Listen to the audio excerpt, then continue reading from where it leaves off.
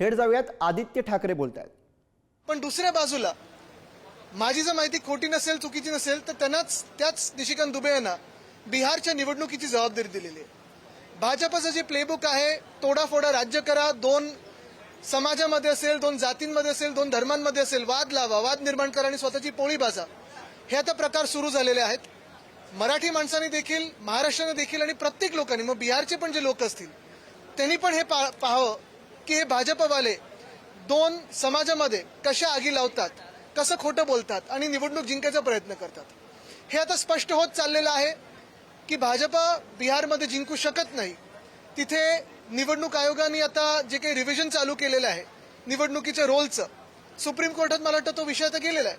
पण हेच आहे की भांडणं लावायचं, खोटं बोलायचं, काहीतरी भयानक बोलायचं, विष ओकायचं आणि मग निवडणुका जिंकण्याचा प्रयत्न करायचं, हे जे काही भाजपचं राजकारण आहे ते आम्ही चालू देणार नाही. कोणी केली? आता त्यांच्या पक्षात इक्बाल मिर्ची बरोबर ज्यांनी व्यवसाय केला ते त्यांच्या पक्षात आहेत, सलीम कुत्ता यांच्याबरोबर जे नाचले ते त्यांच्या पक्षात आहेत आणि कदाचित दाऊद देखील त्यांच्याच पक्षात असतील. कारण पहलगामचे अतिरेकी गेले कुठे ह्याचं उत्तर मिळालं नाहीये. कदाचित भाजपमध्येच त्यांनी प्रवेश घेतला असेल आणि भाजप त्यांना कॅबिनेट मंत्री पण बनवू शकतं. एकीकडे शिक्षण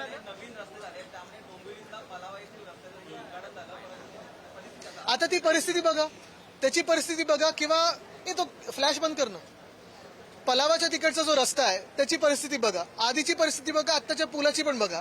आणि परवाकडे मी ऐकलं जे गद्दार उपमुख्यमंत्री आहेत ते ठाण्यातून कल्याणला जायला पण आता हेलिकॉप्टर वापरायला लागलेत. मला वाटतं राजू पाटीलजींनी ते ट्विट केलं होतं. तर एवढ्या अंतरासाठी स्वतःसाठी हेलिकॉप्टर आहे, पण लोकांसाठी खड्डे आहेत. कुठच्या खात्याने हे बनवलेलं आहे? मुंबईचे रस्ते पहा तुम्ही, पुण्याचे हाल पहा तुम्ही, संपूर्ण महाराष्ट्रात प्रत्येक रस्ता, समृद्धी हायवे बघा ना तुम्ही, किती बेकार के खड्डे झाले, त्याच्यावर वरती खालती रस्ता झालेला आहे. 1 किलोमीटर तरी तुम्हाला सपाट दिसतोय का पहा.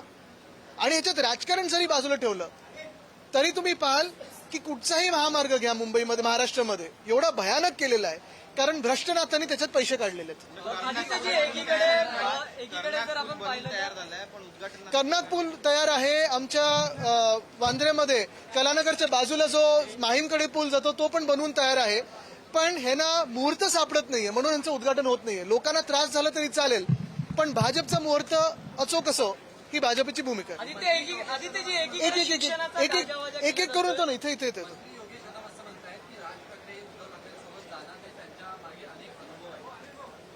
मी त्यांच्यावर जास्ती त्यांना महत्व देत नाही, त्यांच्यावर का बोलायचं आपण.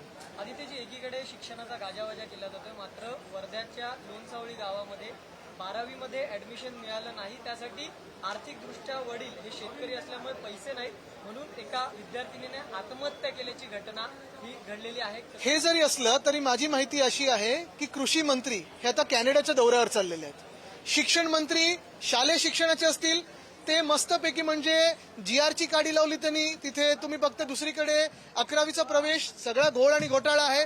सगळं काही होत असताना देखील कोणी याच्यावर बोलायला तयार नाहीये. आणि प्रश्न असाच पडतो मग, कर्जमाफीचा विषय असो, पीक विम्याचा विषय असो, मदतीचा विषय असो, शेतकरी 750 शेतकरी प्रत्येक आपण पाहतोय आतापर्यंत 3 महिन्यामध्ये आत्महत्या झालेली आहे. पण जे सत्ताधारी आहेत अशा मस्तीत फिरत आहेत आणि सांगतात की तुमचा बाप खरा हाच आणि तोच आहे. मुळात नम्रतेने जे फिरायला पाहिजेत, लोकांची काम केली पाहिजेत. 200 आमदारांचं सरकार असून पण जर हे हाल असतील तर मग काय करायचं. एक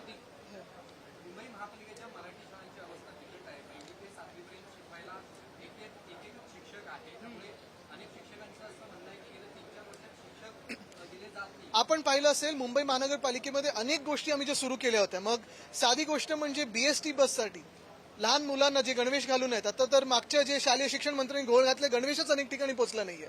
पण हात दाखवा बस थांबवा, त्याच्यात तुम्ही मोफत प्रवास करू शकत होतात. ॲस्ट्रॉनॉमीचे आम्ही जे काही सुरू केलं होतं, थोडं एक स्पोर्ट्ससाठी करत होतो. प्रत्येक भाषेसाठी तिथे आपण पाहताय मराठी मुंबई महानगरपालिकेत 8 भाषांमध्ये 3.25 लाख विद्यार्थी अनेक वर्ष शिकत आहेत. पण आता परत ह्या सरकारच्या दुर्लक्षामुळे तो दर्जा पडतोय की काय ही भीती वाटायला लागलेली आहे. एक मिनिट हे शाळेत